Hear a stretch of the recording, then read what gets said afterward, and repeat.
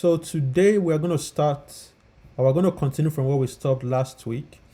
So if you remember, I kind of demoed, let me quickly show that again. This is the working version, but this is the finished one.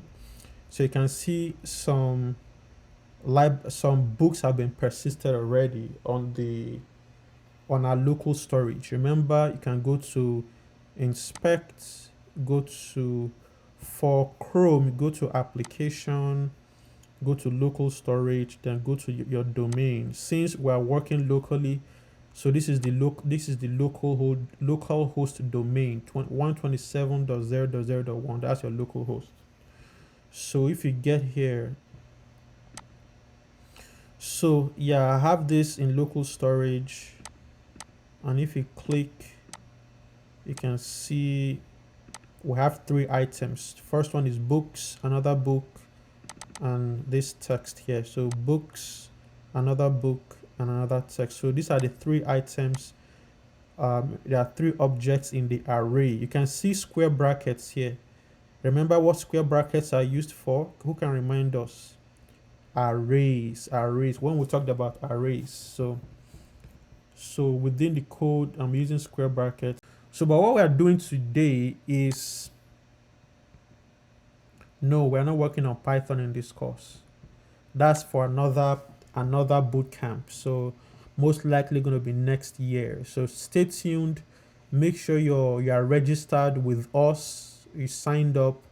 We'll be sending out emails from time to time, just to let you know when the next bootcamp is going to be coming up. And that one definitely is going to be a little bit different from this. I would want us to really spend more time together instead of just meeting every Saturday, so we can hopefully meet, if not every day, maybe 2 or 3 times a week, in our next bootcamp. So this is what we're looking at today. So let's demo this again. You have a simple HTML page, right, with an h1 tag, with a text box or a text field. This is a button with an icon. By default, let me clear this. Let me remove everything here and refresh this page. Yep. So by default, if you don't have content in the library, we're using local storage on the browser. We are yet to discuss, real-time or proper database system like MongoDB or MySQL. But in this case, we're using local storage on the browser. Once this page loads and it doesn't find any data, some things are hidden by default, right? By default, some things are hidden, meaning the visibility is set to hidden, like I demoed last week. If you look at our CSS, this is a CSS. In fact, let's look at a particular, or let's come elements, body,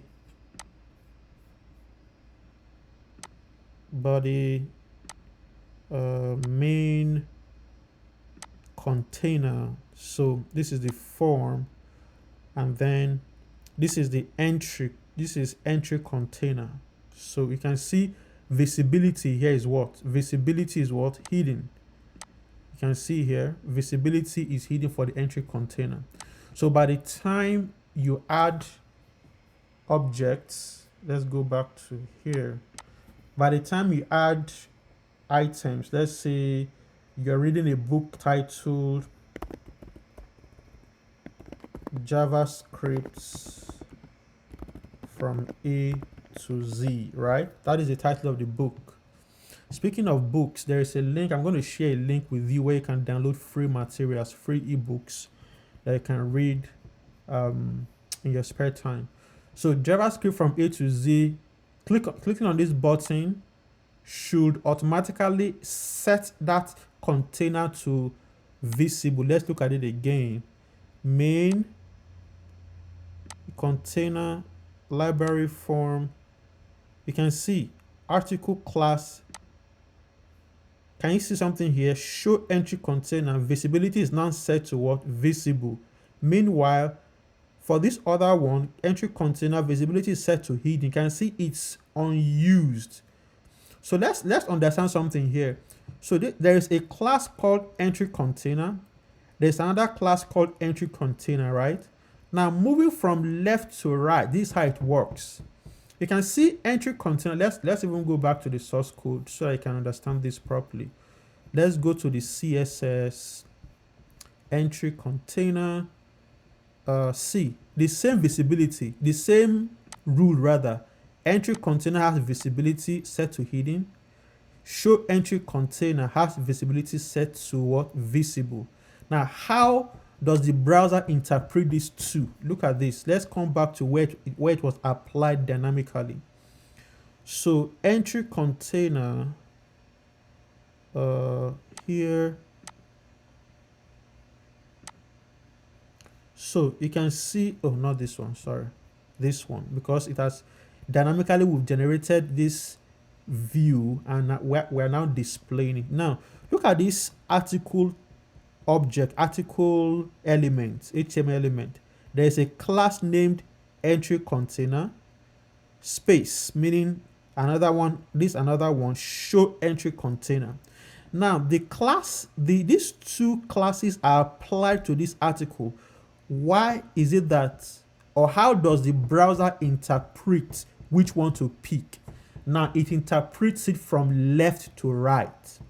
So meaning that the last item in that class, look at this class attribute, there are two values. The first one is entry container, the next one is show entry container.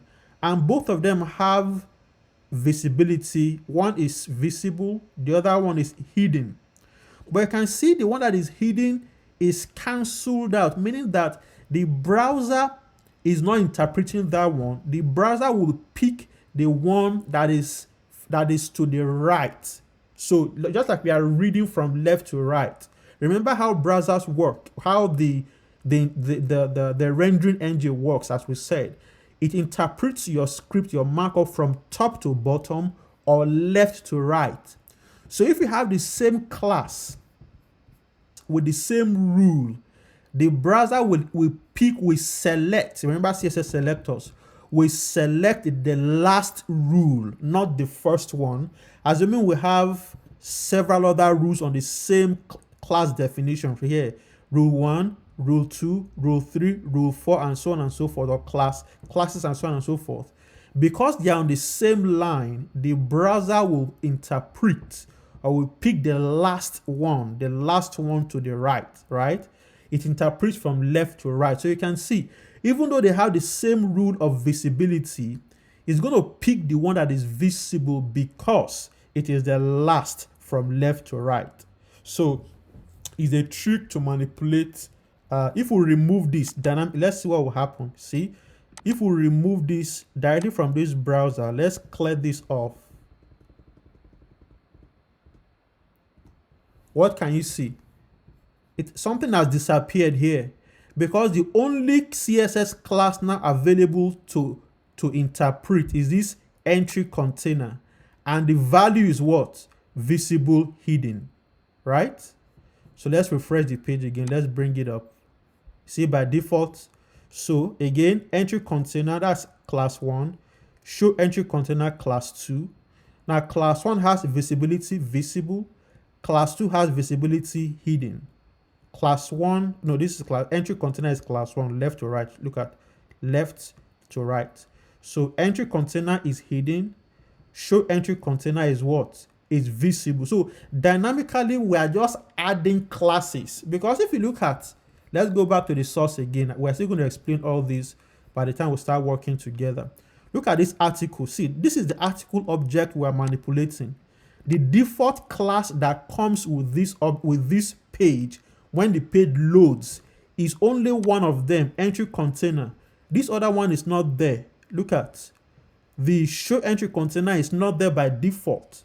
But dynamically, when you click a button and you add a book item or an entry item to your view, we're now dynamically injecting this other one to it, meaning that it will now override, because this entry container initially was hidden, But this one that we injected to it as the second one from left to right is now visible. It will override the previous one. So setting it to visible. All right. So I hope I was able to explain that accurately. So we have two classes with the same rule, of course, different values. One is visibility set to hidden, the other one visibility set to visible. So by default, once the page loads, let's like this fresh one we are working on now, once this page loads, the only thing we are going to see here by default is this entry container, just this class alone, right? But as we continue working, we will now see how to dynamically inject other classes into this object, giving us two classes.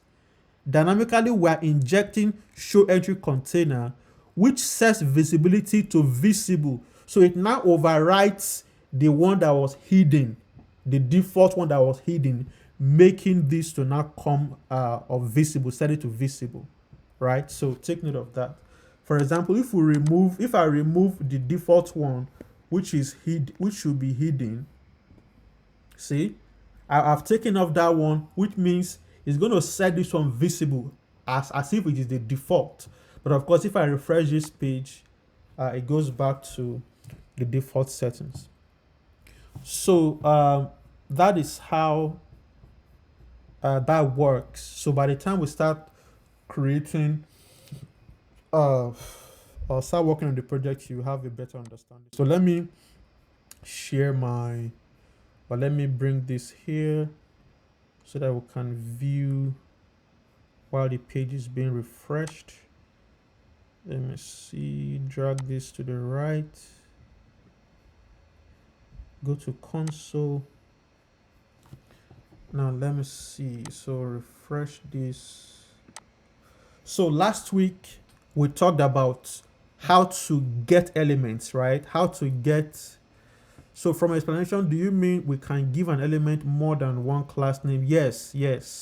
You can give an element more than one class name. Remember a class, like I explained in our previous, one of the classes from our previous classes, a student can belong to several classes, right? You can have a student belonging to class 4. That's the name of a class. A student can also belong to a class of dancers. A student could also belong to the brigade team. A student could also belong to football team, a class of football team. So if several classes are applied to a student, yes, you can make use of all those classes at the same time on that particular object. So for example, this is a particular class, right? If you want to use another class with this same object article, you can just put a space and do another class, let's say class 2 space, another class 3 space, another class 4, and so on and so forth. So in your CSS, you now define what the rules for these classes are in your CSS. This is the CSS where you define the rules. So again, let me take off all this. So we're having more like a blank HTML document, or blank just HTML and CSS for now. So we're yet to manipulate the DOM using JavaScript. So last week we've collected all those elements in our JavaScript. Remember how we linked it? Remember this at the bottom of the page, we're having script source main.js. So I'm linking to main.js in the same level, same directory level as the HTML. This index.html, this is main.js. So they are the same level, looking at the directory structure. They are in the same folder. That's what I'm trying to say. Assuming they are not in the same folder, then you now need to maybe do /something to get to that particular JavaScript. So that's good. So they are the same level. So with this now, this main.js is this file opened at the top here. So I'm working on this main.js at this top section. Then at the bottom section, I just divided my screen. So at the bottom section is the index.html. And then this other tab is the CSS that beautifies the page.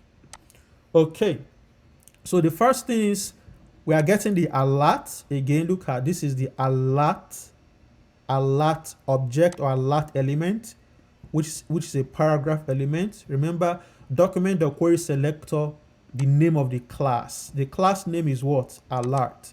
And remember we said for querying or for selecting an element by a class, you must use your dot notation. Remember, it comes from CSS, so you are querying it using this CSS class name. You must use the dot notation. Then you can also query an object using element by ID, meaning that the object must have an ID. For example, the input title, this text box here, this one here, is named input title. Where is it? ID rather. It's named ID title. Look at get element by ID. Then you now reference the title of that element ID. We also said you can query or you can get a reference to a DOM object by tag name. For example, assuming we have a name for this tag, let's say we have name title, whatever the name is. We can also do get elements by what? Document, let's do document.get element by what? By tag name. Look at, so there's ID, there's tag name, there's by class name, by name, by tag name ns, and so on and so forth. So I'm just kind of recapping what we talked about last week. So all the objects, so alert has been referenced from a JavaScript. The form object itself, look at the form. This is the form with the class name library form, has been referenced already here. That's our line 2 in the JavaScript. And then line 3, we have input title referencing the title object itself. That's this text box here. The ID is title, as we've shown already, title. So we've gotten that here. The next one is entry container. Entry container has a class entry container, which is this article object. And like I said, I'm using semantic HTML. This could also just be a div. You can just put a div here and everything will still work fine. You can put a section here, everything will still work fine, right? So, but I just use an article here. So we've gotten our entry container here. We need our button as well, because we want to perform an action. When you click this button submit, what should happen? So we want to perform an action. Let me clear this. So we've gotten our button, and the ID of the button is button save. Check your HTML again. See, the ID is what? Button save for this button type. And the type of the button is submit. Now the reason why we're using type submit is that because we are inside a form. So when a form has just one submit button or has a submit button, and you click on that submit button, it tries to submit the form. So every HTML object has default actions. For example, a button should be clickable, a form should be submittable. Different actions apply to different HTML elements, right? So the goal is when we click on this button of type submit, a submit action or event should be fired to try to submit this form. This form, as we are seeing here now, when we click on it, we are trying to submit the form, right? So that's why we're using type submit here. So we've gotten that. Then also we've gotten button clear all, which is just, I believe, is just a div. You can see, so you can reference any object at all. This is a div of class clear all, and we've made reference to it at this point in our JavaScript. Then there are some other variables that we would need later, For example, entry title, edit flag, what is set to false by default. This is null by default. Entry title is set to empty. Entry title ID is set to empty string by default. So now, how do we start manipulating? How do we get these values? How do we bring them into this JavaScript for us to now start manipulating the DOM? So that leads us to event listeners. Event listeners. So like I said, every object or every element, HTML element, has its own events or actions that I can perform on it. Somebody's asking, when targeting an ID in CSS, we use hash. What about JavaScript? Oh, no, okay. Yeah, so because we said when using class, remember we said for class, we use dot, right? Query selector dot alert, which corresponds to a CSS class dot alert. Dot, dot using dot notation. So this person is asking, in CSS, when you want to select an object of an ID, use hash. There's an hash in front. But in JavaScript, how come we're not using hash? That's how it's built, right? Look at the function name is get element by ID. So you don't need to put a hash in front. So that is how the language is written. So we can't correct that. We can't change that, right? But in there is a framework of JavaScript called jQuery, right? I believe in jQuery you use hash. You still use hash to select. Yes, it is get element by ID. So when you're using get element by ID, you don't need to put the hash in front of it. Somebody's asking, yeah, the G is not capital. Of course, yes. It's a function. These are, so by the time you start getting used to programming languages, right? Like in JavaScript and Java, and I believe maybe not C#, but your functions are named with camel notations. So the first letter of the function must start with a lower case, right? So meaning that if you see a JavaScript where you have an object dot a property and that property starts with a capital letter like G, most likely that property is not a function, it's not a method. Most likely it is a class, right? So classes, I don't want to confuse us. I'm saying class now. I'm not referring to the CSS class we've just talked about. There is the concept of classes in programming language too, especially in object-oriented programming languages, right? So you begin classes with capital letter G. So, but let me not confuse you since we've not talked about classes in object-oriented programming. So now let's add some events to our library form. So library form dot add action listener. Now remember, it's a form. One of the events that can be applied to a form is a submit event. Let me show you something. Let's go back to our HTML. You can in fact, you can even call events directly on object. Let's go to this form itself. Look at this form. So there's some HTML also exposes those JavaScript event functions. For example, there's a property called or an attribute called on submit. See, on submit. Then you now call your function here. So you can see.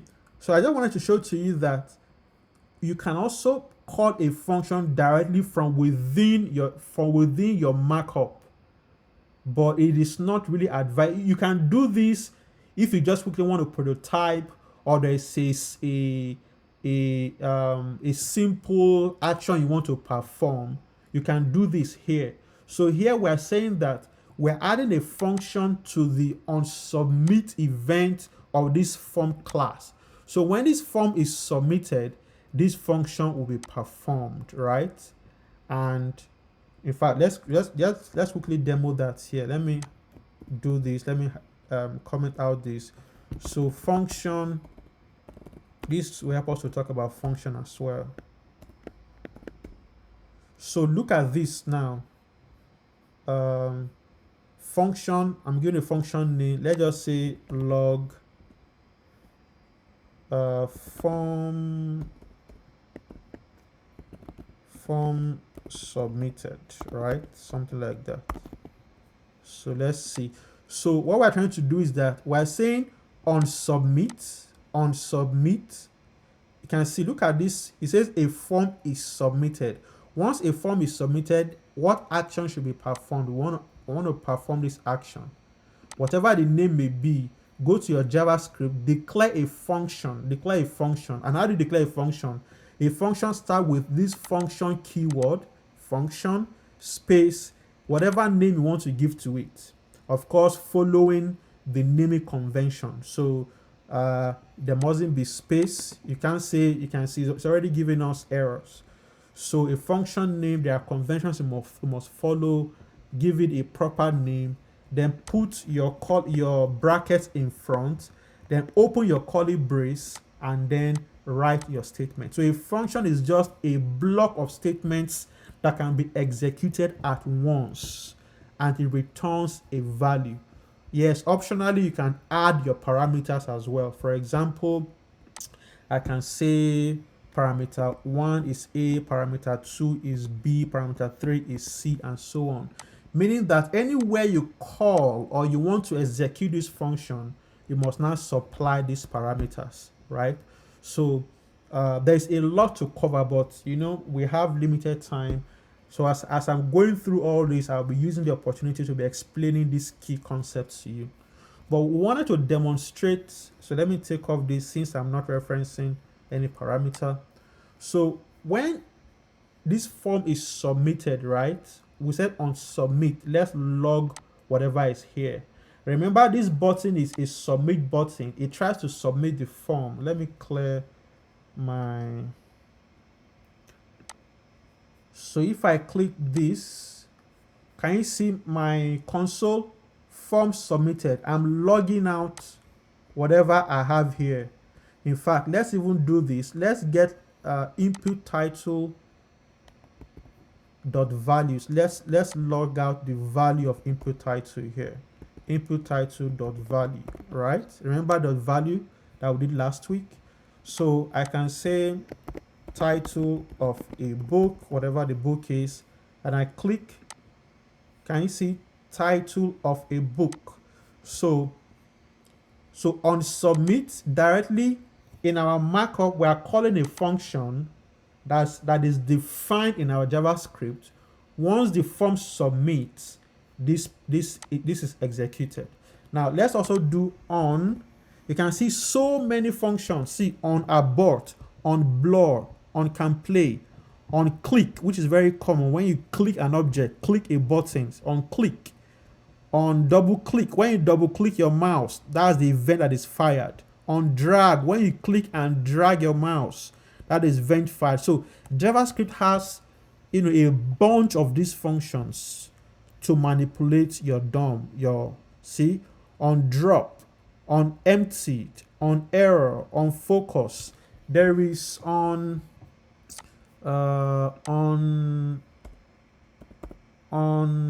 mouse. See, on mouse down, on mouse enter, on mouse leave, on mouse move. So everything, as you are clicking your mouse, doing this, clicking the button, so many events are being fired behind the scene that you don't even know. Anytime you go online, just start thinking programmatically, because you are not a programmer. You are just start imagining what is going on behind the scene when you try to submit a form. What is going on behind the scene when you click a mouse and you drag it. Intentionally, the developers have have taken care of all these functions that a user could perform on that page to arrive at a desired result. So many functions that you can make use of. I just wanted to show you that you can also write, call your function directly from within your markup. But we're not doing that here. So if we are not doing that here, how can we do this in our code? That's where the add event listener function comes in, this one. See? So there are two ways now. calling the function from here using onSubmit, or number 2, coming to your JavaScript, adding the event listener to that particular form. Remember, we added the onSubmit to this form element. So this the same way this form element has been retrieved from here. We did document.query selector library form. So we now have this form object as a JavaScript object now. So how can we now perform actions on it? So with that object, you do add event listener. So we want to listen to events that can take place on that particular form, this HTML form element, right? So, and remember, we're trying to submit the form, and we said there is an event called submit. So you do submit. You can't use a different name, right? This is just, you must follow this particular name because that's the name of the event that you want to perform, and it has been built into the JavaScript engine for you to use that particular event. Somebody's asking, why isn't add event listener at the start? Why isn't add event listener at the start? The start of what? The start of what, please, William? You mean the start of this script, the code, me at the top, like moving this to the top?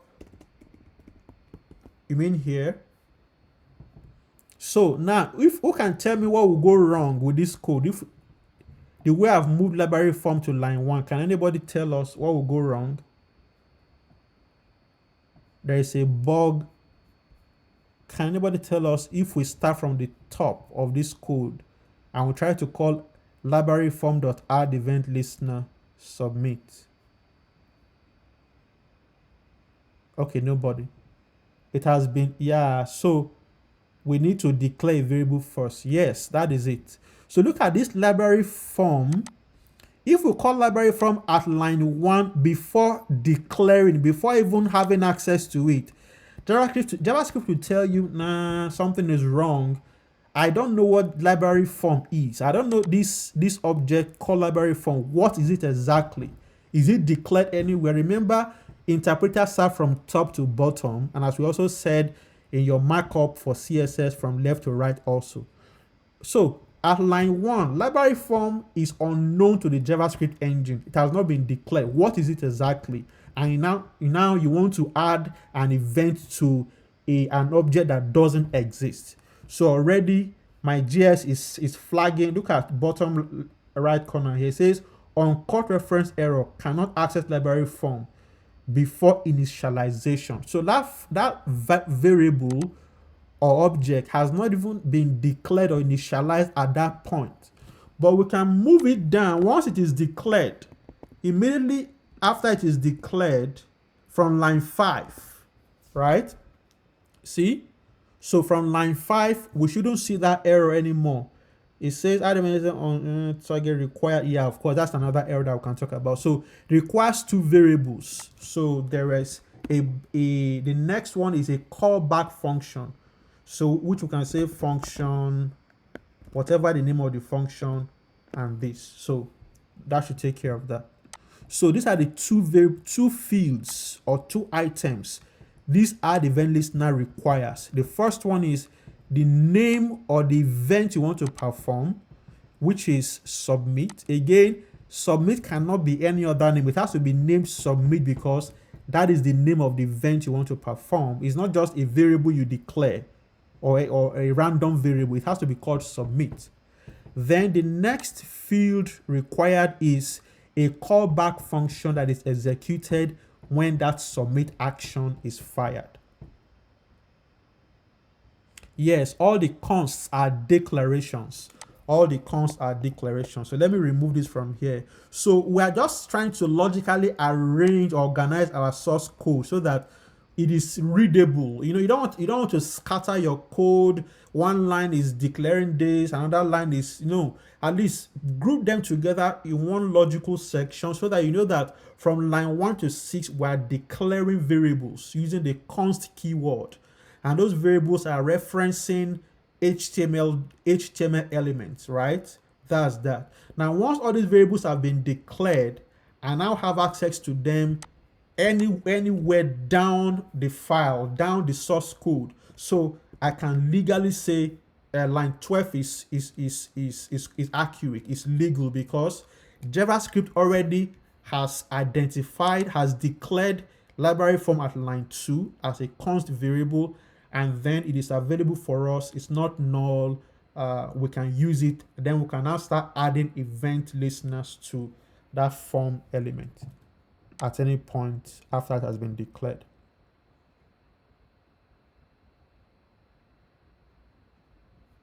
So, understood. Yeah, adding comments. So yeah, we can add comments. It's a good practice. Declaration section, right? We are declaring. Here now, we are adding or registering events. Let's say registering events on elements. So yeah, that's that. So now we can also, to make your code, more robust and readable, because by the time you start adding inside the body of this function, right? Inside the body of this function, we want to declare some statements. So by the time you start writing your lines of code, so many lines and so on, you are cluttering what you are doing, cluttering your it's becoming complex, becoming a mess. As I mean, you have several functions that you want to be writing, want to be managing, or using the callbacks directly in the add event listener function. It becomes complex and unmanageable, right? So the ideal thing is to bring this out, give it a variable name. Let's extract this out. We are still doing the same thing, but we just want to make our code cleaner, right? So we can give it a name. Let's say add entry, right? That's the name of the function. Now, at this point, at line 14, JavaScript is freaking out. Like, hey, what is add entry? I don't know what add entry is. I'm expecting a function. What is add entry, right? Then we can now go and declare a function called add entry, right? Add entry, and then do this. No? Yeah, so do this. So now, at line 14, JavaScript comes here and sees add entry. It scans through the code, is looking for a function called add entry, which we have declared at this point. So here we can now start adding our source code rather. So for example, let's log out the same thing. Let's log, what is the name of that? It's called input title dot value. That's that. So let's see what will happen if we submit. Although I'm here to add the prevent default, but let's see what will happen. Let me clear this. So another book title. So if I click on this, remember this is a submit button. As I click on it, it tries to submit the form, and because I'm already listening to the event called submit, then that event called submit fires this or calls this add entry function, which then performs runs the statement inside that particular function. So let's see if this will work. So yeah, yes, of course, we did not do value. We are not getting the value. Look at, we are getting the entire object. Remember I showed us this last week. So we are getting the entire object here. But what I wanted to get was to get the value property of that particular so another book title. So if I click on this, you can see another book title. So I've gotten the value of that. Is it a good practice to call a function before it is defined in JavaScript? Before it is defined. So yeah, it depends. So look at this point, we are calling, because it's a function, it can be defined anywhere, right? We can define it at the top before it is called, or after it is called, right? So you can, yeah, with functions you can declare it anywhere. You can declare it before calling it, or because the reason why this works is that this whole entire function can even be in a separate file. Can even be in a separate file for, like, you can say, you can call it your utility functions. Put it in a separate file, then do an import of that file in this place, then start making reference to them, right? So let's see.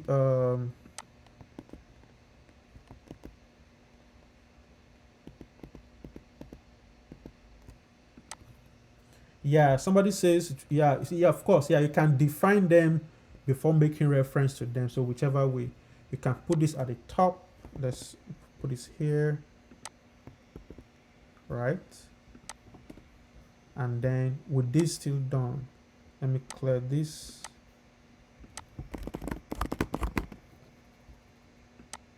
So you can see we are still getting, even though it is defined here before calling it, or calling it here before defining, the interpreter will still go and search for this particular function. As long as it is defined, it's going to work. So, but I want to put it here because I want to declare my functions at the bottom. So add entry. So how do we add entry? Remember, this is what we are doing. When we do this and we click submit, we want something to show here at this point. So how do we do all that? So let's clear all this. We don't need this again. We'll have everything sequentially. You can say, let's say, function declarations. Declaration. So remember, last week we said there's something called events dot prevent default, right? Yeah, event dot prevent default.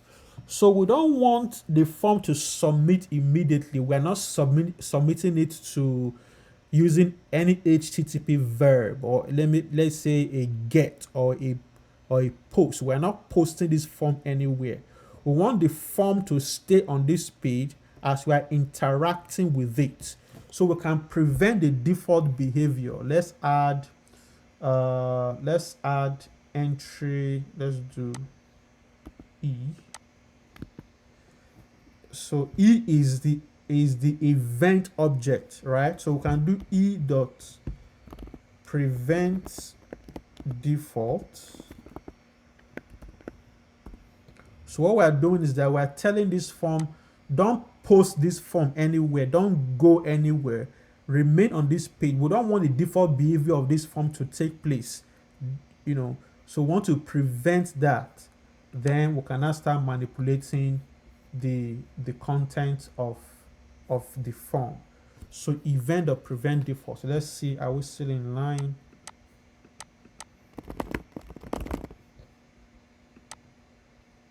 Yep, of course I've not listed. So but let's do const book title. Let's give it a name, book title equals input title dot value. We're just assigning that value to an object. We can log book title and see if everything is fine for us.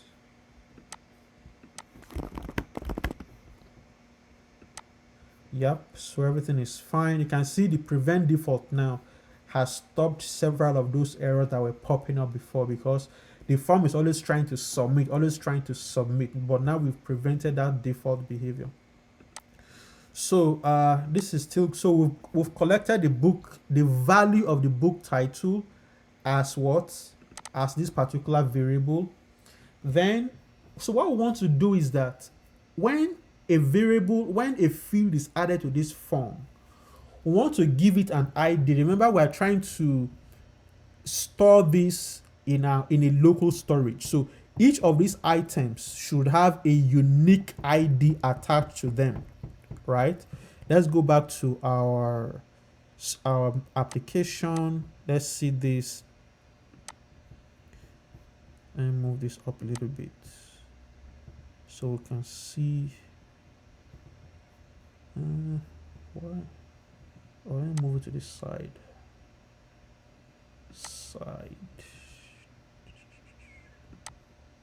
Yeah. So look at this list object.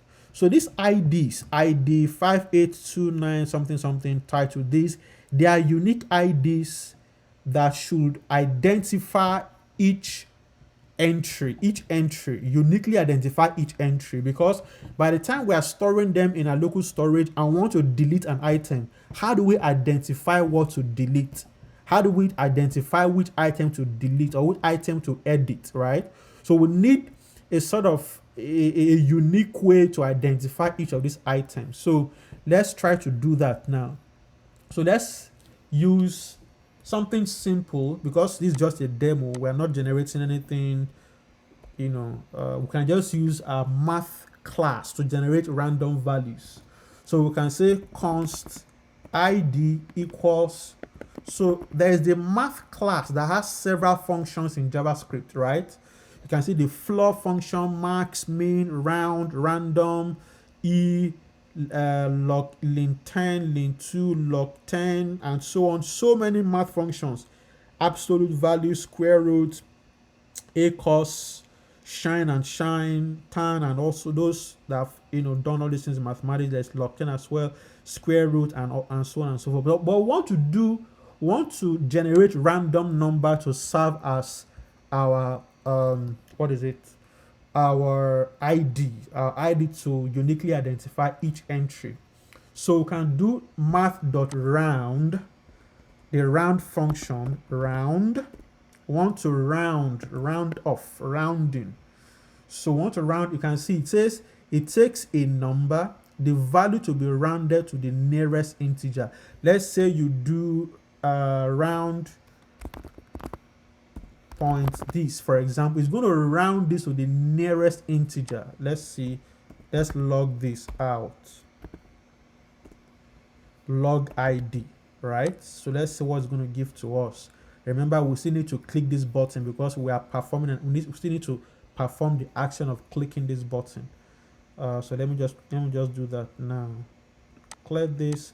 I want to round that particular value. So you can see 26724. It has rounded 26723.8 something something to what? 26724, because the number after the dot is greater than or from 5 upwards. So it rounded this to, yeah.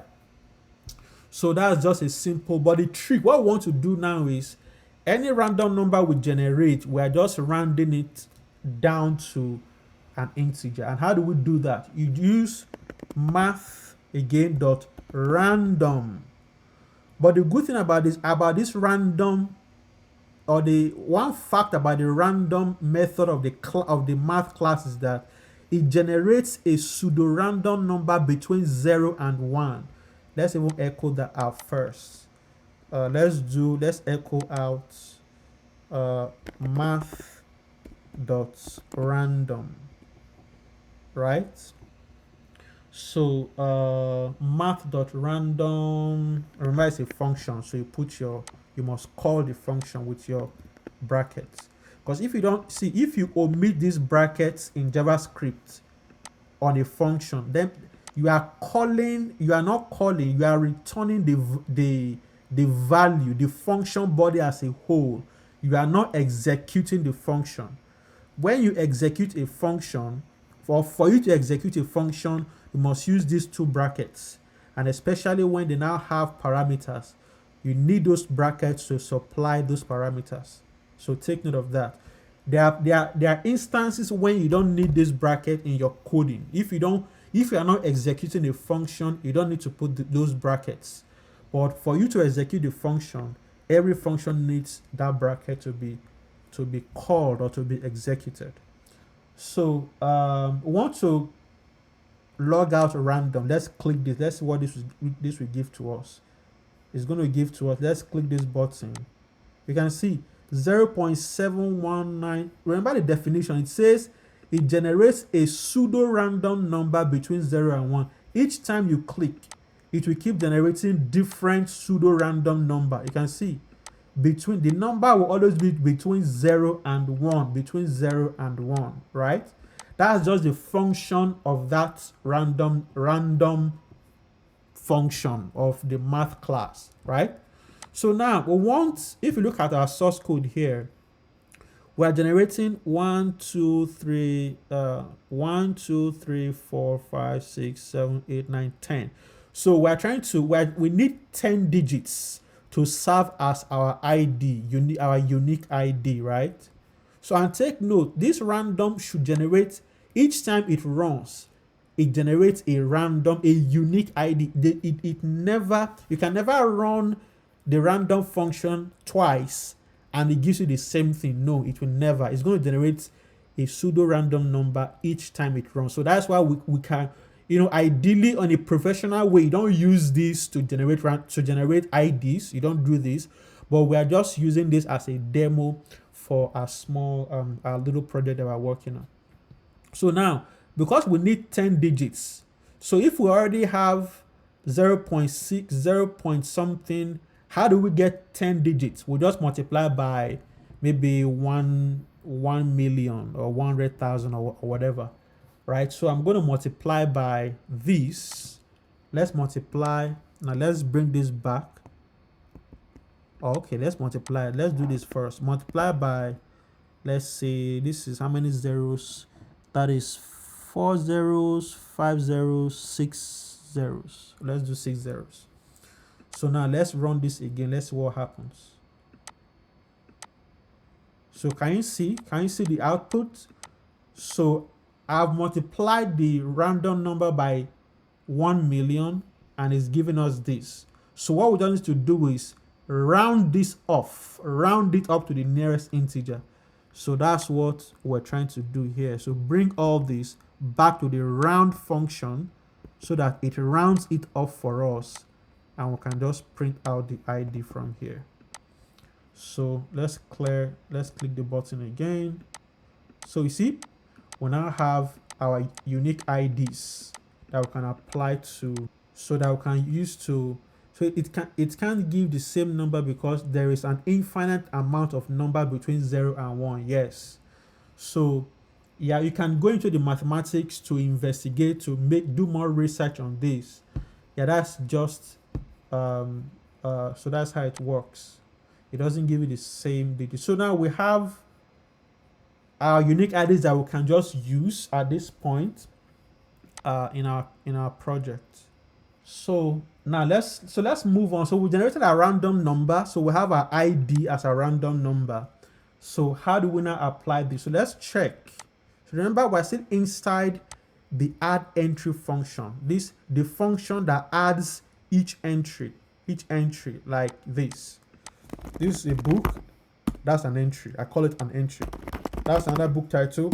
That's another entry. So that function that is doing all this, we're inside that function. We prevented default. We've gotten the value, the title of the book. We need an ID for us to be able to keep track of our book. Then let's do some checks. So if book title and not, remember some flags will declare at the top and not edit flag. I'm going to explain all this later on. So what we're doing here, remember we have edit flag declared here to be false, right? We want a variable to control when we edit our entry. Let's come back to this one. For example, if I click on this second entry and I say edit, right? You can see it loads back that value. It means that I'm now in edit mode, right? I can now edit this book. this button has been changed to with an edit icon button, and once I click, see the button has changed back to save. That item has been edited. Then that means I've left edit mode.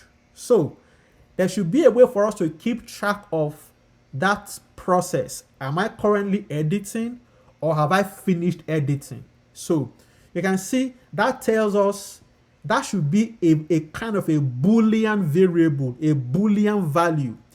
Is it true that I'm editing? Is it false that I'm not editing? Is it true that I've finished editing?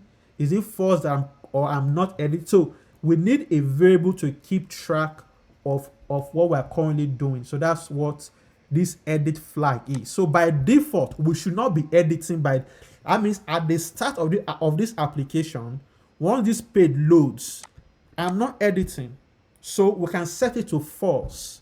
I should only start editing once I click on this button and it loads. So at that point, this edit flag should now be set to true.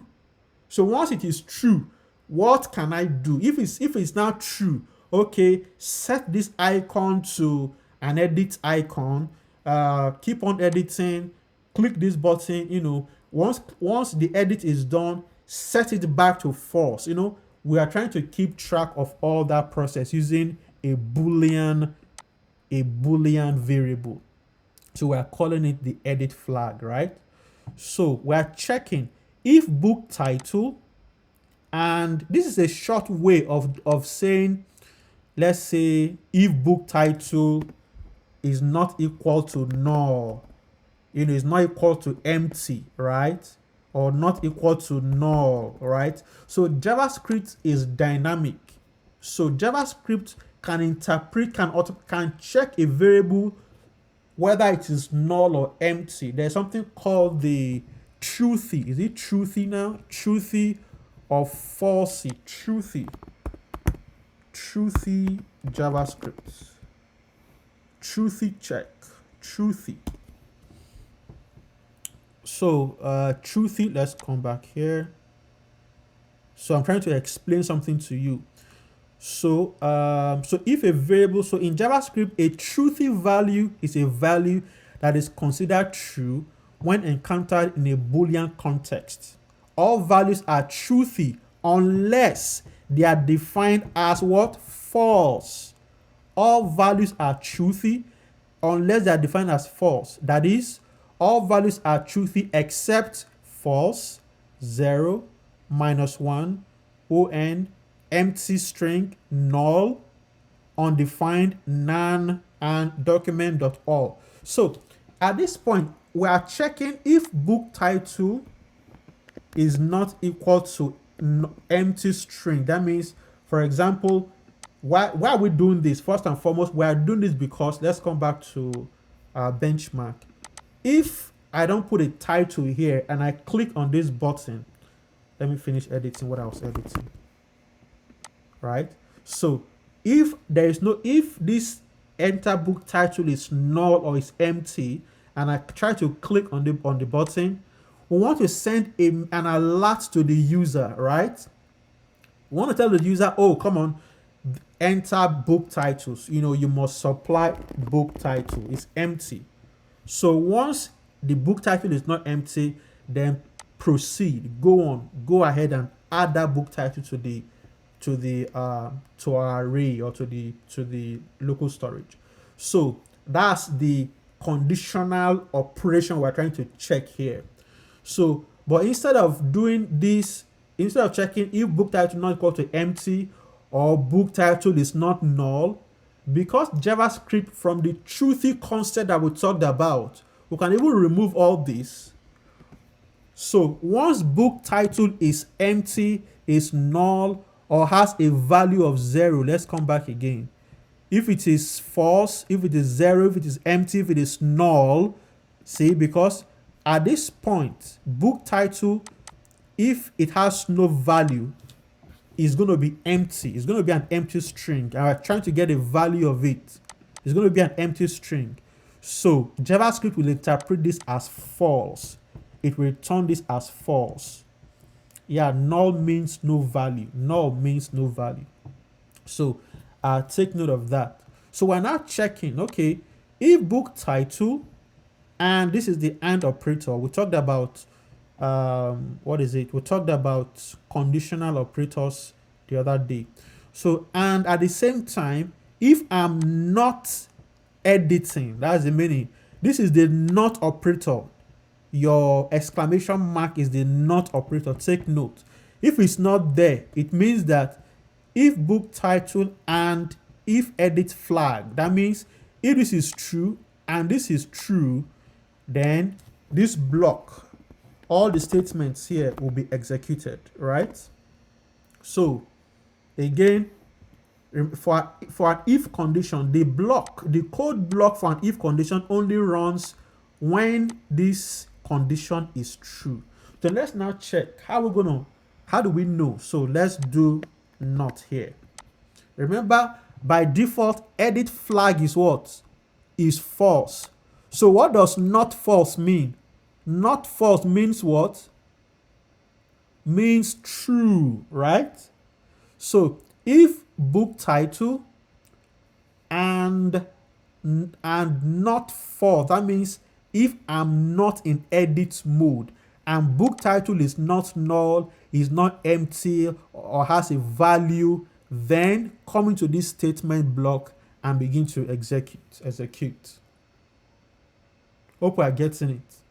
Again, if this is too advanced, you can break yours down. For you to really understand it, you can say if book title is not equal to empty string, right? You can use this. And again, you still need to check if it is not null, right? So, but instead of doing all this, from the definition of the truthiness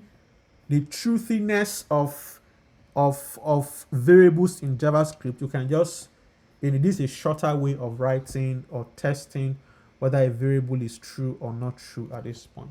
Once there is a title attached to this, then book title will be true. But if there is no variable, then book title will be null, or will be false rather. Will be false. So now we're checking. So if book title and I'm not in edit mode, right? So what should happen? Let's now see. We want to do something now. We want to create.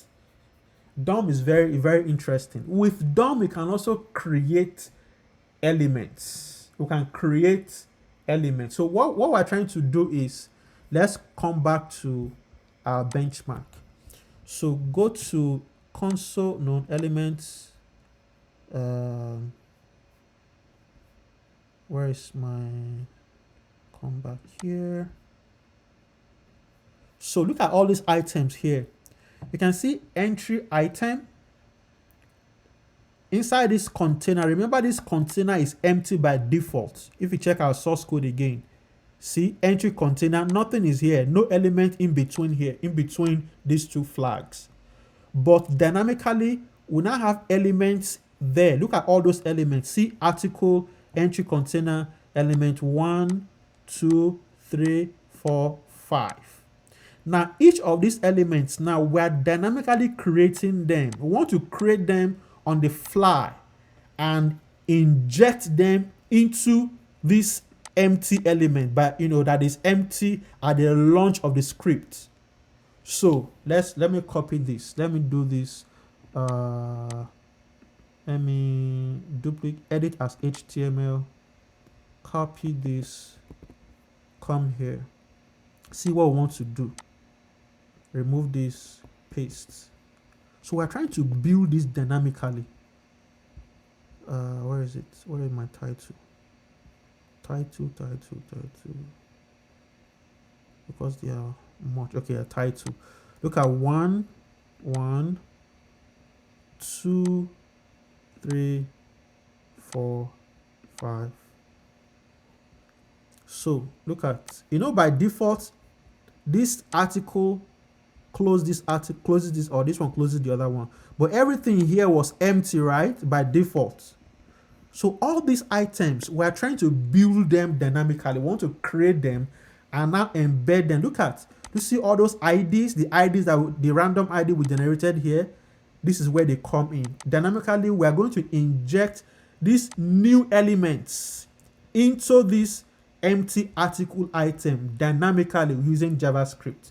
That's what gives us all this, right? Let me clear this again. Let's go back to application. Let's refresh. See, so by default, that article is empty now. It's empty, nothing is here. But once I put a book title and I click submit, on the fly, we have created one div tag. This particular div element, we've just created one of them and we've embedded it there for it to appear here. Look at, let's go back to our element again. So you can see, by default, let's open this. By default, we have created just one of it.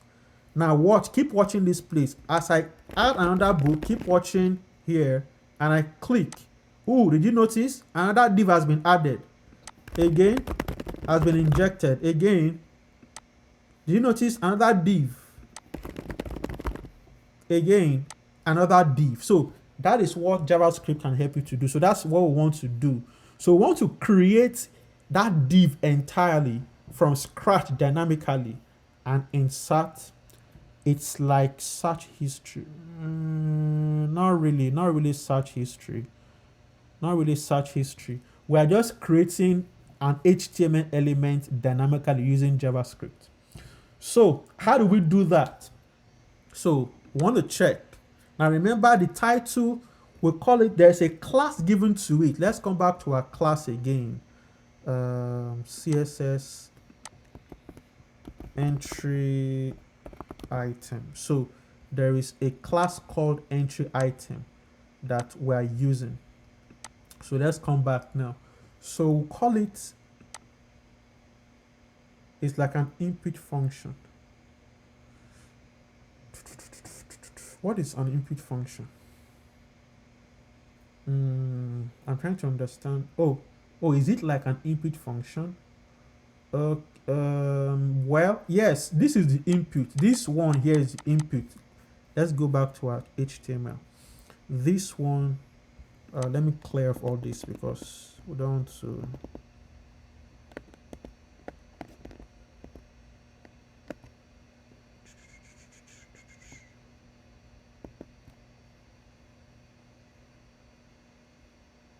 Where is my, oh, okay, yeah. So back to the default. So article is empty. See, nothing is here in between article, but we want to dynamically add elements to this. So, but the input here is this text box, right? Look at it. You can see input type text, ID title, class name, placeholder, enter book title.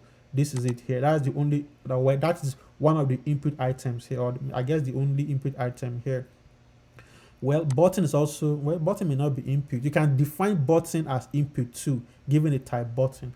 But the main input, or let's say text input here, is just this object. So let's dynamically create that particular div. That div that appears here dynamically, this point. This div, there's a div element that should appear here dynamically when we add items. So that's what we want to create now. We want to create a div element from JavaScript. So inside this place, we're now saying that as long as book title is not empty and we're not in edit mode, create a div element. And we'll do that by giving a variable const, let's say entry item. Remember, there are entries. I call them entry items, entries. So we want to create the one entry item equals, again, everything comes from the document. Remember your DOM tree that we talked about, document dot. But now we want to create an element. So there's a function called create element. So any element you can think of at all can be created this way. I can create a paragraph tag, I can create an anchor tag, I can create an HR tag, I can create a UL tag, I can create an LI tag, any HTML element JavaScript can create it for you using this function, right? But we want to create a div. It's a div we want to create. These div items that are appearing in between this article element. So these divs, we want to create them dynamically. So how do we do that? We just put your div here, div, just div. We're creating a div element, right? So we're creating a div element, and then because there is a class attached, look at the class, div class what? Entry item. How do we dynamically inject this class into it? So how we do that by calling entry item dot class list. There is a function called class list that JavaScript exposes. Then dot add. The class name is what? Entry item. Are you getting me? Entry item. So what else do we need again? There's a class, and we've added the class entry item. We also need this data ID. Remember, we've generated our IDs at this point at line 22. How do we embed our IDs to this div, to this tag, to this div element, so that it now appears like this? Class data ID. So how do we do that? We'll create. So in HTML, there's something called HTML data attributes. Let's talk about that quickly. HTML data attributes. So using data attributes, look at this.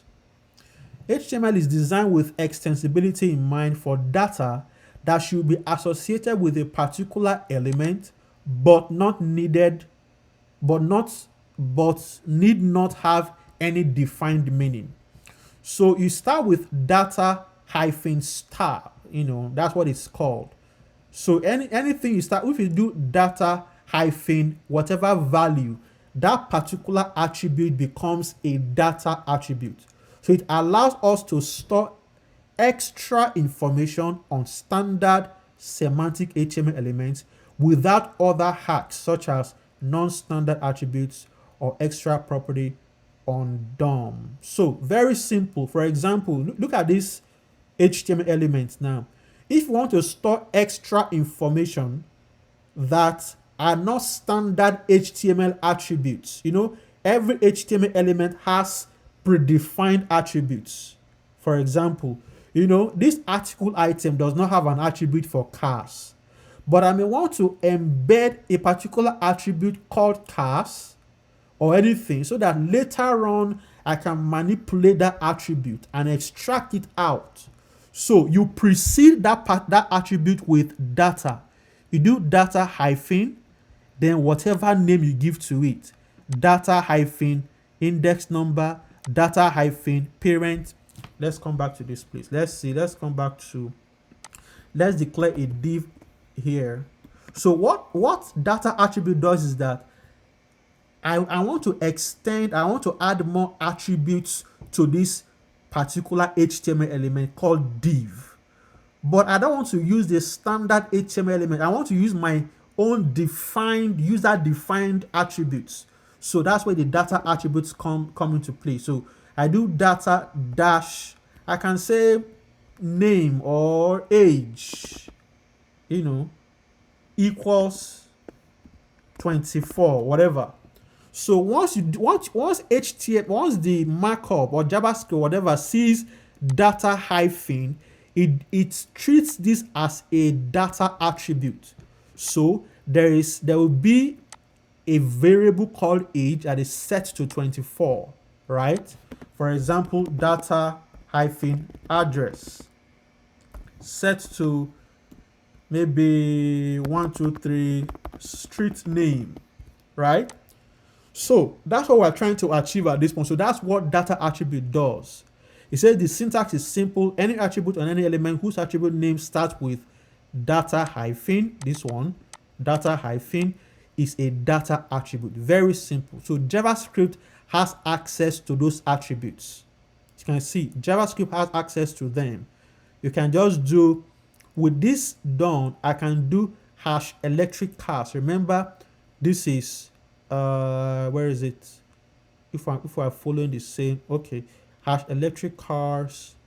Yeah, this one ID. So electric cars is to query the ID, and then you can now get all the attributes using the dataset class. Yes, that's what I'm trying to get. So with this done, I can call the dataset dot each of those attribute values. Remember, colon name here, colon names, index number, and parent. Those are what you use to now reference those attributes, not data hyphen again. You use dataset dot colon names dot index number dot parent. Then JavaScript will have access to their individual values at this point. So that's what we're trying to do here. We want to insert, let me remove this again. This is not part of, it's not a default property. So how do we insert our data attribute? So we must create that data attribute called ID. And how do you do that? You do, let's create another variable, const, let's name it attribute equals, again, document dot what? Create attributes. Very simple. What is the name of the attribute? Remember, it starts with data hyphen, put it in quotes, data hyphen anything you want to name the attribute. So it becomes a data set. So you put const. Oh, yeah, thanks. Of course, JavaScript will flag all these. Const. So equal dot create attribute data hyphen. So what name should we give to it? In a logical name we should give to it should be ID, right? We can name it ID. So that line has helped us to create something like this dynamically. Let's come back here. Dynamically, we've created something like this. Data ID equals something. So we're still going to do that. We're going to set it equal to our random number that we generated here, which is our ID. So now, so we created the ID. So attribute.value, let's set the value of the attribute. So attributes, which is the name we gave to our data attribute, dot value, we're setting it to, remember this random ID we generated here, set it equal to that random ID. That is now the value of that attribute. That is something like this. So we've created a data attribute, data ID, and then we set a value for it, 3 point something, which could be different. It could be a random number, or definitely a random number. So now, how do we now set the node? So look at line 25 is to create a new div element with a class entry item, right? Then line 28 is to create a data attribute called ID. And then we're setting a value for that attribute, which is a random number coming from this math random function here that we've done here, setting the value to that point. Then how do we now set this value, this data entry, this data ID to our newly created HTML element? So we set the attribute node. There is a function called set attribute node. So remember, I created a brand new element at this point. So let's reference it dot set attribute node. Set attribute node. See, then you pass in your attribute.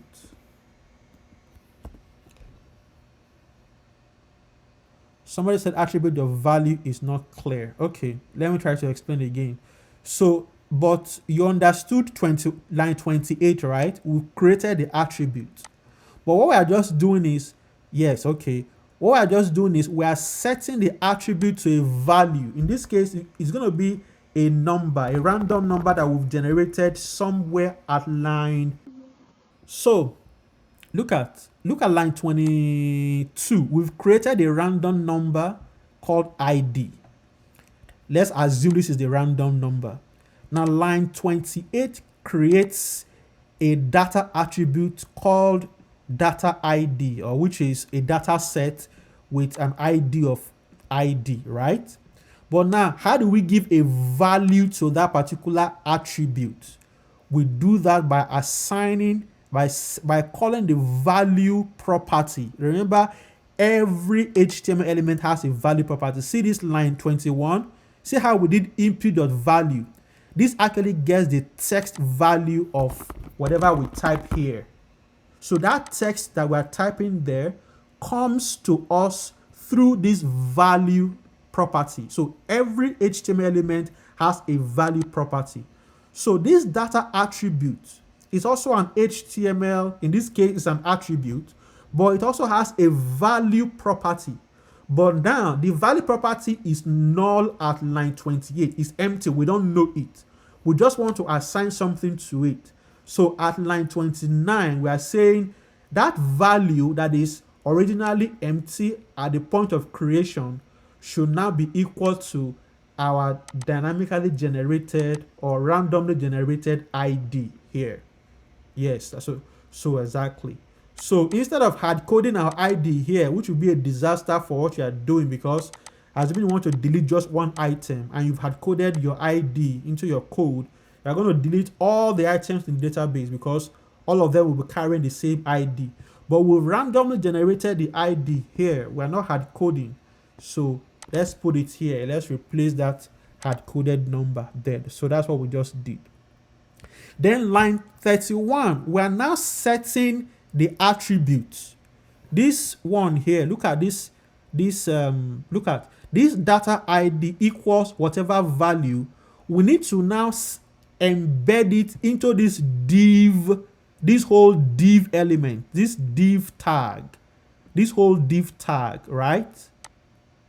Remember, see the way entry item was added? See the way entry item class. We use the class list.add to insert entry item into the div element. Look at entry item. So now, because this is not a class, we cannot use class list to add it. Because data attributes are not classes. Remember, entry item is a class. Look at it. Class entry item. So you use class list dot add to embed that class into the div element. But in this case, this is not a class. So we need something else to be able to embed this data ID into this whole div element. And that is the set attribute node. And you pass in the name of the attribute, which we have named as attr, right? So what we've done here is we've embedded the attribute into our div element that we've created. Everything is happening dynamically. Remember, if we were to do this, we could have just typed div. So what this code is doing for us now is what I'm writing here. Class equals entry item, right? Not item, item. Then data ID equals whatever random value, whatever random number that line 22 gives to us. This line 22. So this simple thing we just typed out here, this single line, is what we are doing dynamically from our HTML here. That is the gist. Hope we are getting the gist now.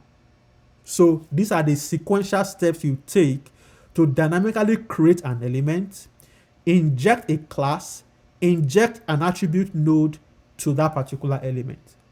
So lines 25 to 31 gives us just this one line, or should give us just this one line at the end of the day, right? So that's what we're trying to achieve. But of course, we cannot hard code it here because we are doing it dynamically. So this will not be here. So we're doing it dynamically from our JavaScript. JavaScript creates it, and then as we go on, we see how to now embed this whole div element, how to now embed it in between this article object that we are referencing with entry container here at this point. Where is it? This one. See, we've referenced it already. So we'll now figure out how to now embed or inject that div in between this space, this empty space here, line 38. This line 38. So that's what we're trying to do. So let's continue. Now, so entry item, set entry node is doing what? Okay, set attribute node. Can you see? We are using it to inject or to add or to set the attribute node, this data ID into our div element. Let me undo this. See this div element, look at line 38. What we are doing is, what line? Okay, line 25, create an element. It has created this element. Let's remove all this. See, line 25 has created this empty div. That's what line 25 is doing. Create element div. This is what it's doing. Now, line 26, that new element, add a class that is called entry item. This is what it's now doing. Class equals entry item. That's line 26 for you, right? Line 28, create a new attribute called data ID. It has been created. But now, set a value to it. That random value is being set. We can't see it yet. But line 31 now adds it to the newly created attribute. So data ID equals the random number generated. So that's what set attribute node is doing. It's setting this attribute node inside this newly created div, this whole div. We're setting this node that's already been created at this point. Remember, you can see entry item.set. Entry item is a reference for the div object we just created. See, create element div. Entry item is now we're doing entry item dot set attribute node. This attribute, we're setting it inside this entry item or the div element. So that's that. So let me take this off again. It has to be empty. So with that done, so let's now see entry item dot inner HTML. So let's now embed inner HTML. Remember, I talked about inner HTML the other day. So let's see what we are getting here. I'm going to copy. So entry item. Nope. Entry item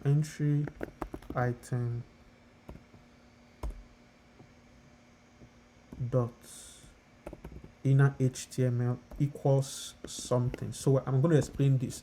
Now, what is inner HTML? So let's come back. Remember, entry item is a div that we just created. Now, everything in between the div is the inner HTML. Look at this dynamic div here. Let's expand this. You can see there is another div called title. So everything inside, see this line that is highlighted now is a child of what? Of this particular div, right? This div here. So everything in between, it may be one line, it may be 20 lines, it may be 1,000 lines, as long as they are in between this opening div and closing, where is it again? And closing div, is not showing it here. Okay, this is the close or whatever. So as long as you have children, okay, yeah, this is this one. So this is one, this is another one. So you can see this line also has children again. everything inside this place, from this down to this point, they are all the inner HTML elements of this one. So, meaning that all, let me bring back this. So remember, we've only created the div, we gave it a class dynamically, we gave it a data ID dynamically, but the body of the div is still empty. The body of the div is empty. So look at, so the body of the div that now contains the title and all the buttons. Look at, see, as I'm highlighting it, it's being highlighted on the UI. So the title, the buttons, the individual buttons, and so on and so forth, they are still empty here. Look at, it's empty, nothing is here. So now we must now embed, again, dynamically embed those inner HTML elements into a newly created div. So that's what this inner HTML does. So I'm just going to copy all that and paste it. We don't have to waste our time writing that. So let me paste it here. So it's good to use template strings because I want to embed, I want to use some variables. So let me explain this. Let me make this bigger so that we can see what is going on properly. Now look at this. And bring this down. So inner HTML, look at this div down to this point. We're dynamically embedding, we're taking all this dynamically. We want to now put it, we want to use JavaScript to set it to line 39. Look at line 39 here. See? You can see the way I'm building it. It's like I'm writing the code, but I want to use JavaScript to write the code, to build it dynamically. So the book title comes here, which is what appears here. Book title comes here. You see? And then all the other action buttons, the button done, button edit, button delete, just the way I showed us here.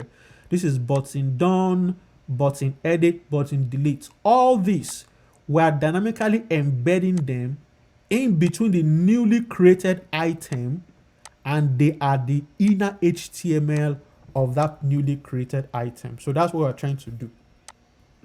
So if you have questions, please ask. Let me set this, take this back again to default behavior, default value. Let's do this. All right. So again, entry item.inner HTML. Remember, entry item is a div element we've created. We've set a class called entry item there. We've set an attribute called data ID. And then we now want to build the content, or what should be the content of that div. So all this should be the content of the div. That's what we're trying to do here. So I'm using template strings because I want to reference a variable. Remember the book title variable? This one is going to come and appear here. So that means whatever we type here is that book title. So once we click this, it should now be added to the inner HTML of the div element that was created at line 25. All right. So that's that. So once that is done, so let's see. So with this done, can we view entry container.append? So let's just, so before we work on all the other buttons, let's see how this works now. Let's come back to this. We're still going to add some other codes in between later, but let's see how this is done dynamically for us. So entry container. So this item has been created, this div. How does it now come here? Look at entry container. How do we now place it in between here? Remember, this one is called entry container, and we have it already referenced at line number 5 called entry container.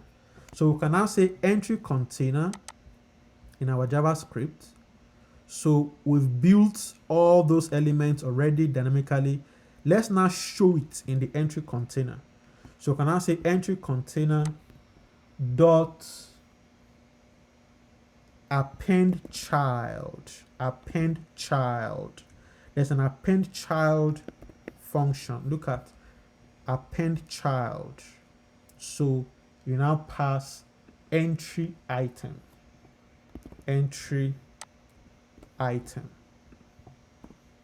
Right? So entry item. Now with this done, again, remember, if we check, let's see what will happen. Nothing is going to happen because we've not manipulated our visibility. Remember, visibility hidden and unhidden or visible. If we do this, click submit. Oh, I can even see something appeared here, but it's still not visible yet. But let's refresh this page. If I do this and I click on this, you can see the height has increased. It is because it is set to hidden, but that button, the new element we've created has actually been added, but you can't see it. But let's come back. Let's see how to now set all those things. So show entry container. Let's show entry container. So entry container, we've added it. So entry container dot class list. Remember class list again. Dot add. Remember how we use class list here? Class list dot add. I'm injecting a class into an element. Again, I want to inject a class into this entry container. Remember, by default, entry container has a class that is set to hidden. Look at entry container. Where is it? Entry container visibility is hidden. But now I want to now inject entry container or show entry container visibility visible. So that's what we're trying to do now. Remember the left to right property we talked about? This is what we're trying to do here.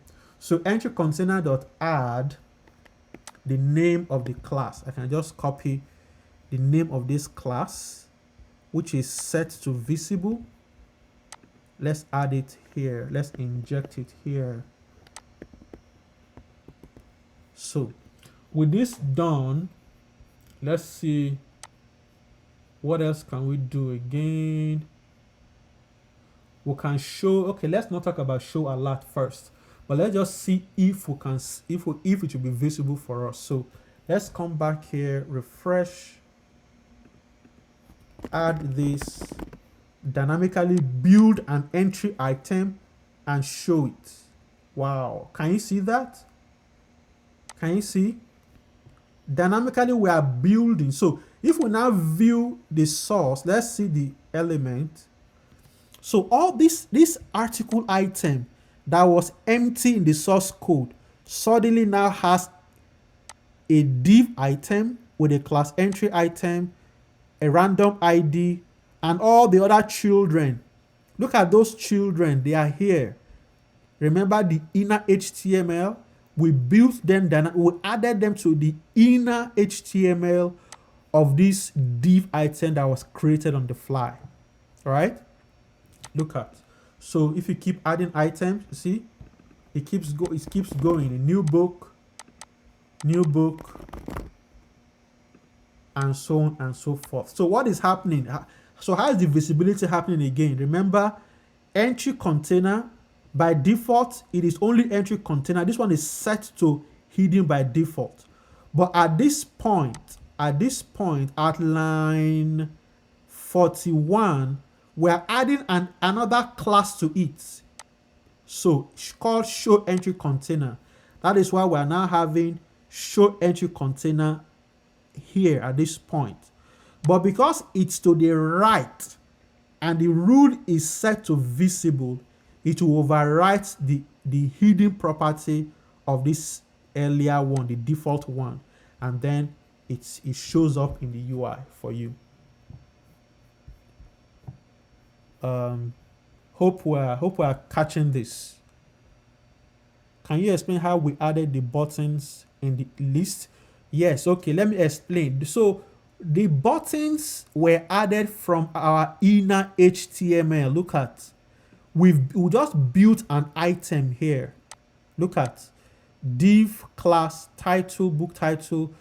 There's a div called with a class called action buttons container. So there's a container that contains all these action buttons. 1, 2, 3. There's a container here.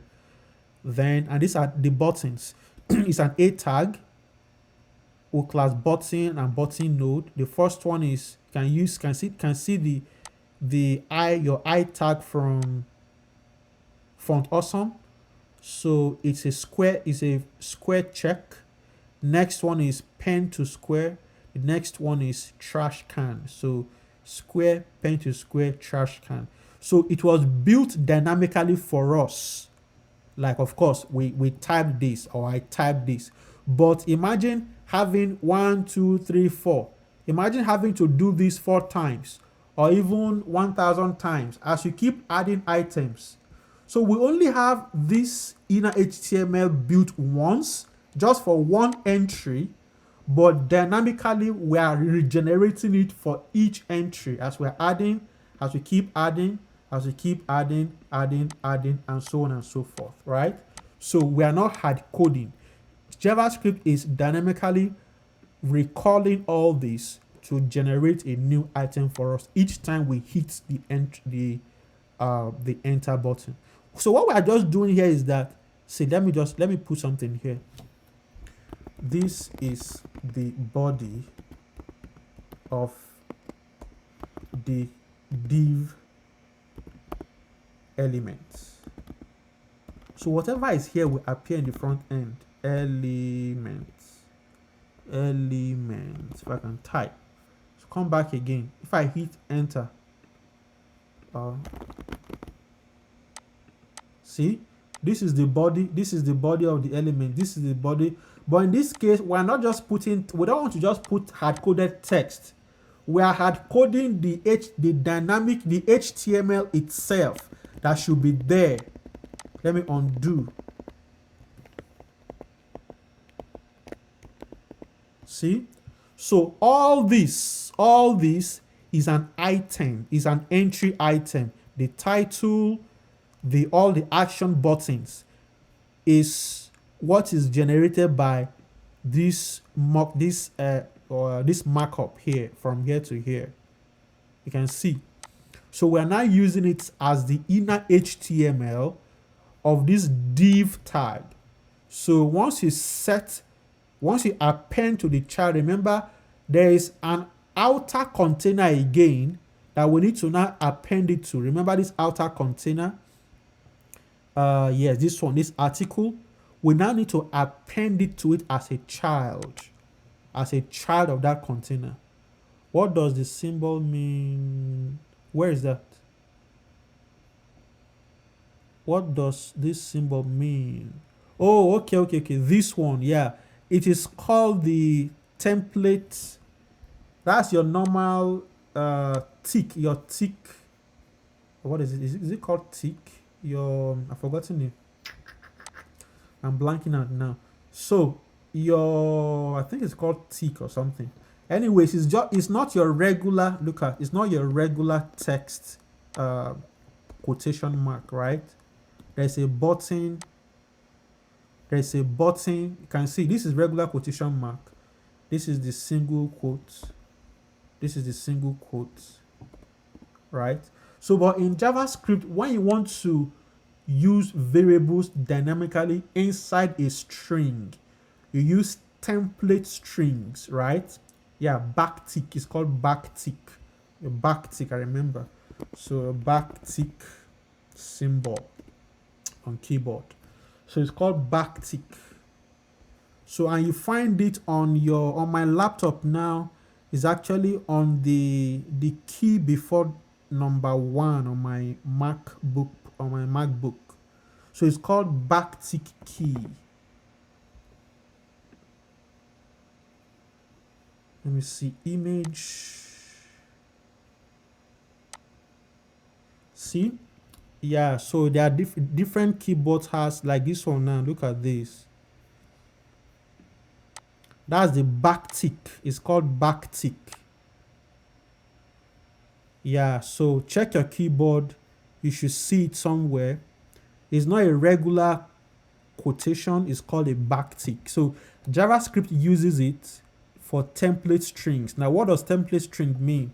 Template string is that you can embed things into it. You can reuse variables inside that particular string. You can see the way book title is dynamically being embedded. This book title is coming from this point where we got it from. We got it from line 21. Remember, input title of value. We assign it to this book title and we're putting it here. So if we just did this and this as a variable, it's not going to work. It will print out book title for us in the front end. You will not see, let's try it. You will not see your result. You see book title. You can see book title, book title, book title. But because we want to use the content of book title, so this backtick helps us to embed it as a template string using the $, open square, open your curly brace, and putting that variable there. So the value of that variable is now being used at this point. So if I come here, whatever I type here will be used as a title. You see? Book will be used as a title. All right, so that's the backtick character for template strings. So that's that. Now let's extract. Now, okay, so we can view. Yes, this is good, but let's now work on button. Let's try to delete. Now we can't delete anything. Let's see how to work on this delete item. Time is 4:04 already. Let's see. Okay, let's just quickly work on the delete and let's see what happens. I'm most likely going to give this to you as an assignment to finish it up, but let's see. So for button delete,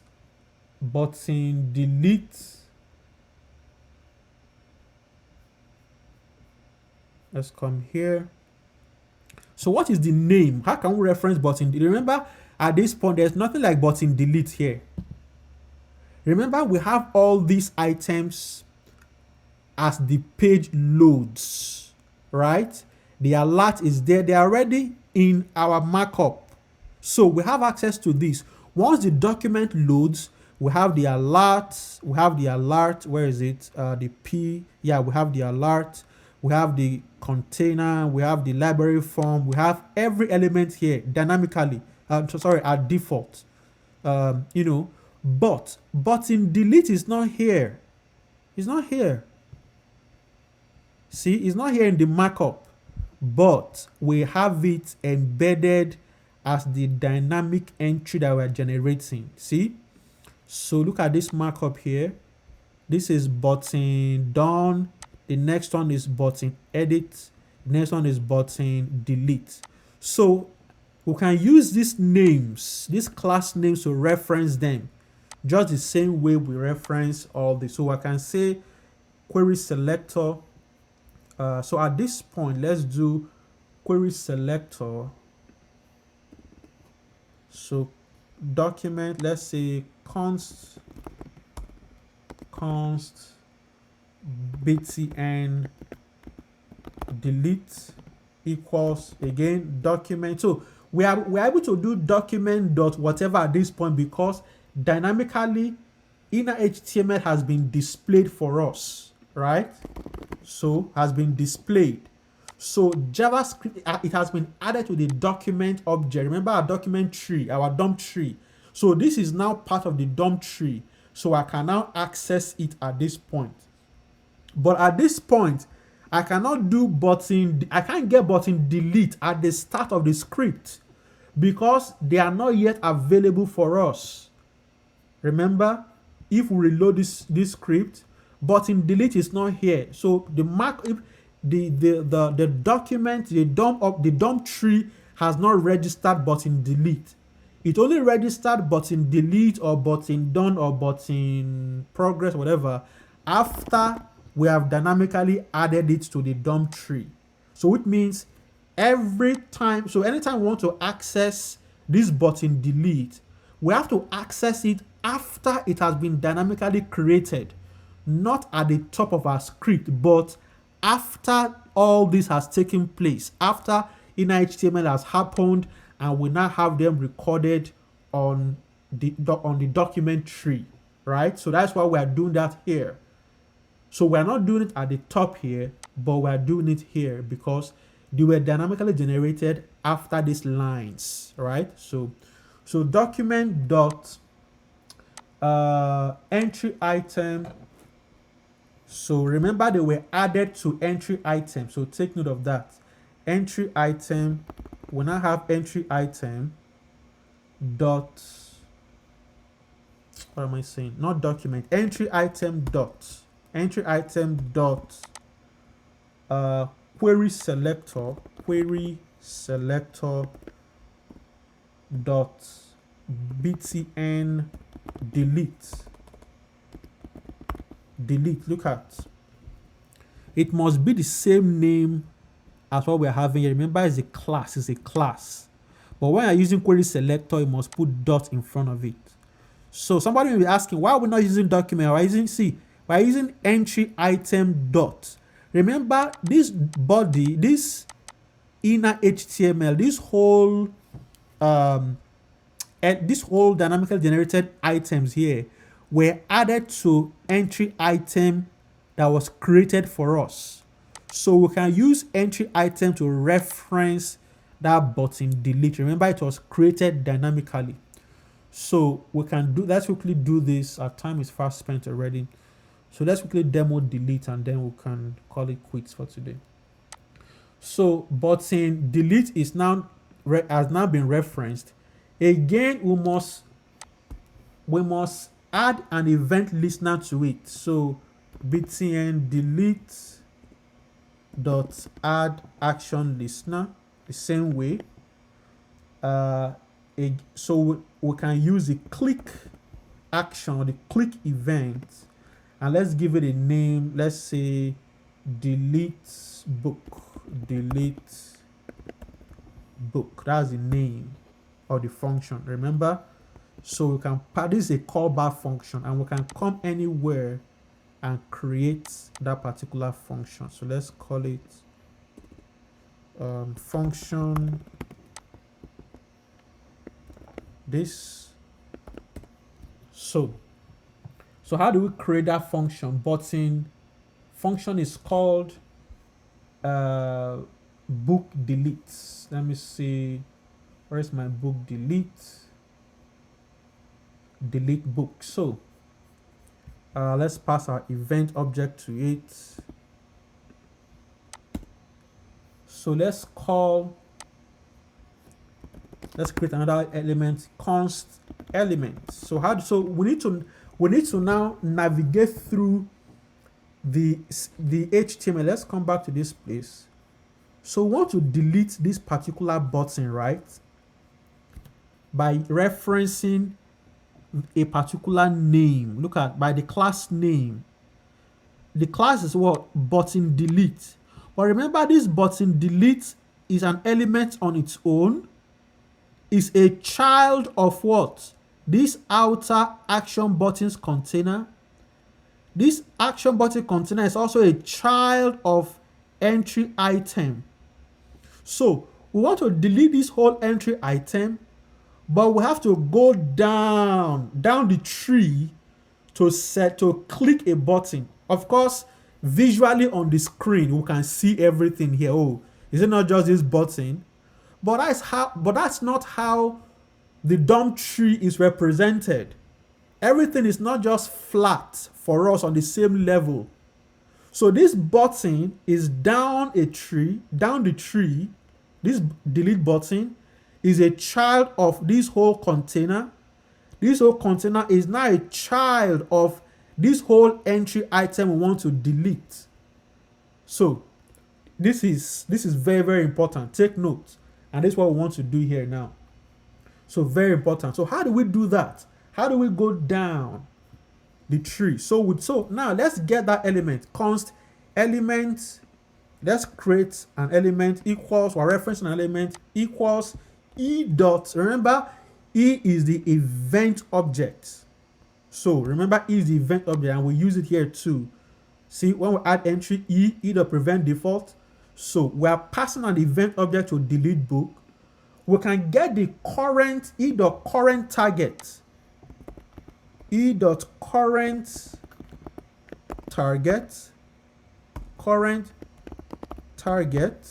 Now let's explain. The current target is the current object down the tree. Look at button delete here is the current target. I'm clicking on button delete, this one here. Because it is down the tree, we have to get it. This is what I'm clicking on, but this is what I want to delete. This whole entire item, this whole thing, this whole line. I want to delete this whole line, but I have to go down to get button delete. So this is the current target, but I'm not after current target to delete. So I must now navigate back up, traverse back up the tree, right?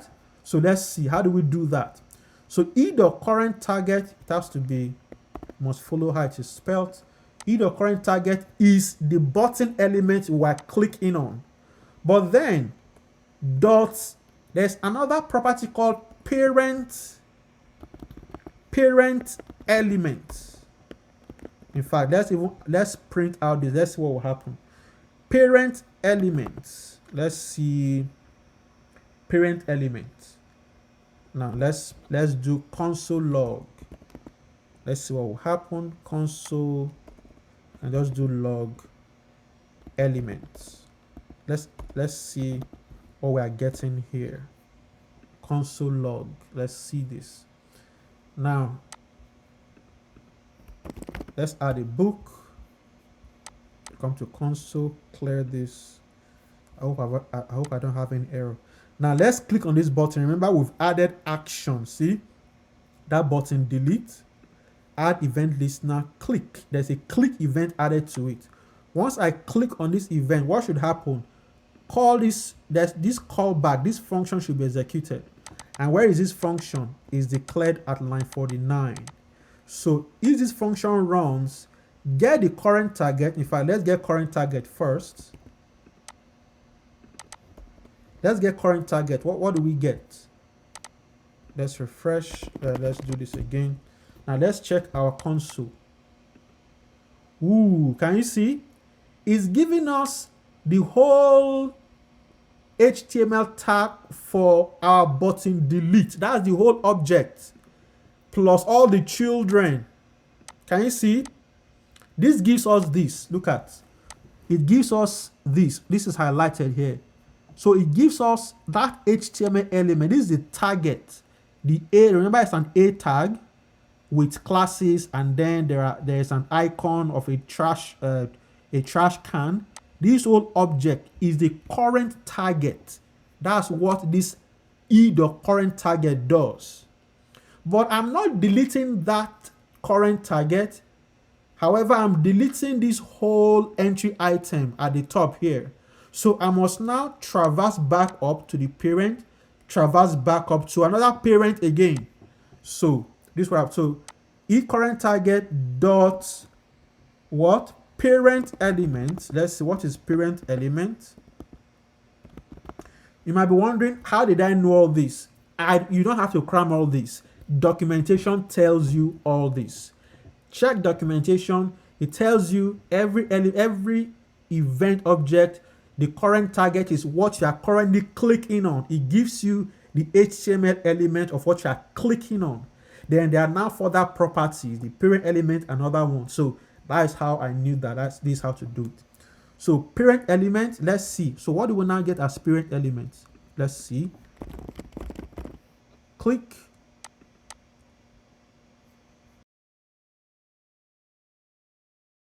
See? So what's now the parent? Let's check again. Let's come back to, you can see the parent is now, let's come see. we clicked on button delete, but we are getting the whole parent. Remember the first time? The first time we only got button delete and its children, but now we are getting the whole parent and its children. Again, we are not after this parent. We are not after this parent. We're after the parent of the parent. Look at the parent. See, this is the child. This is the parent, and then the parent of the parent. This is this whole entire entry. We want to delete this entry entirely. That's what we want to delete. So it is that entry we are targeting. So that means we can still now we can do dot parent again. So you can keep nexting it. Dot parent element again. So this now gives us the entry, the whole entry. So let's do it again. So click on delete. Let me clear this. Click on delete. Whoa, you can see entry item, this whole entry item. So with children, title, and all the other children, action buttons, we clicked on this, we got this, and then we got this. We got this whole thing. Then so with this whole element, this whole entry item available for us, we can now delete that particular item. Somebody saying, is it not better to target the ID? So yes, it's better, but at this point, do we know the ID? Right? Do we know the ID? And remember, the ID is a data attribute, right? So we can also use, assuming we have a dynamic ID, like something like this. Let's say, this is where we created this. Assuming we have another attribute, let's say, assuming we added another attribute called an ID, something like this. We have something like this. So we can use this ID to delete. But again, we cannot hard code the ID. That means this ID will now be equal to this randomly generated ID from line 22. So take note of that. That's another way to do it. So yeah, you can try different means, different ways. Like I said, if we can't, definitely we can't finish it today. I want to see what you can do. Doesn't each inner HTML have its ID? But did we have an ID for it? That's the question. So if you don't have an ID for it, how can you reference it? Remember, we had to generate a random ID that we're inserting, right? At this point. And remember, look at the ID that we added is at this point. The data ID is here.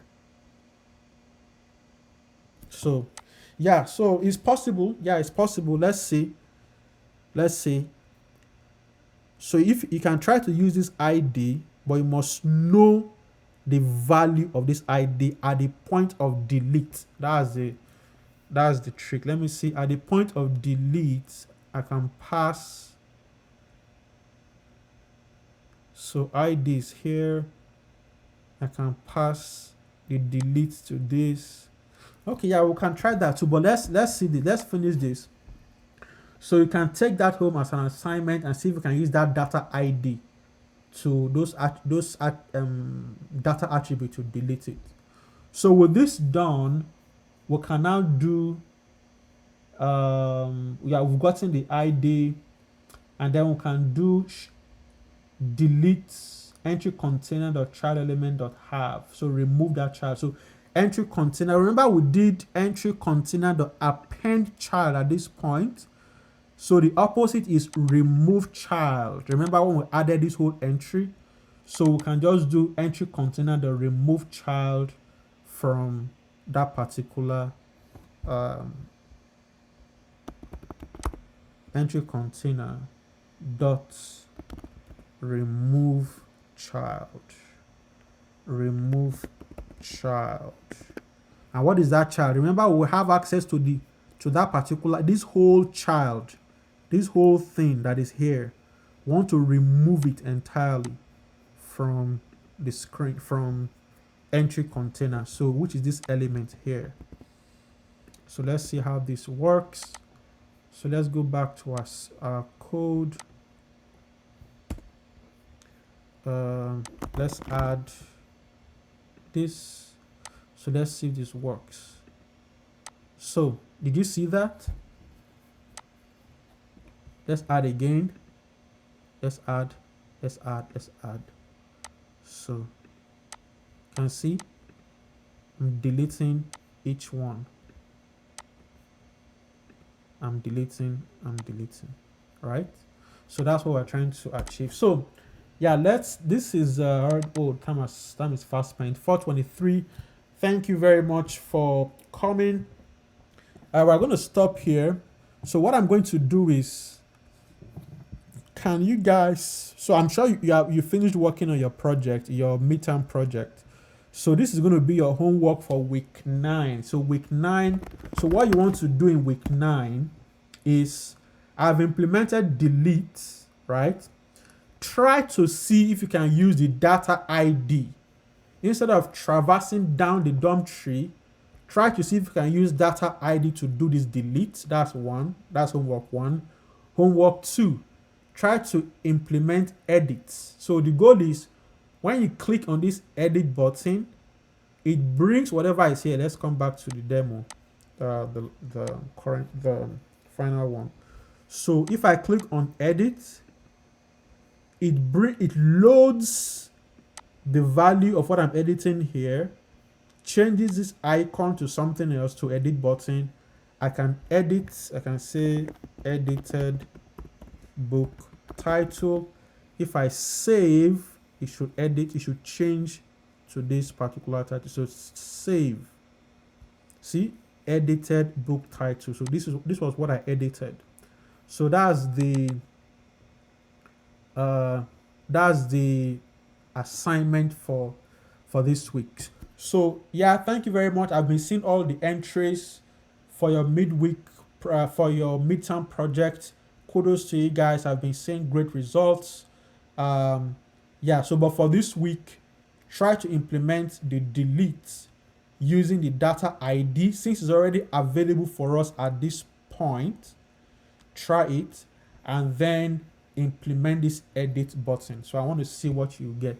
So I'm going to push, and I believe the starter code is already on GitHub. Let me check again. GitHub.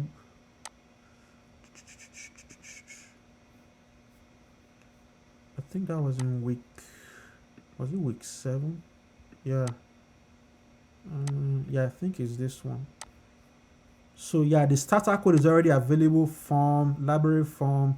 So the starter code is available. You can see the way I commented this out. So this is the empty container that shows, or that doesn't show up at default. So we are building this dynamically, but I can also remove this and repush the code. So the starter source code is available, both the CSS and the HTML. So all you just need is to implement the JavaScript to be able to delete and then update or edit the book item. So that's the assignment for week 9. So thank you very much, guys. I really enjoyed this class, and I hope you did also. Yeah. So thank you very much. We'll see you guys next week.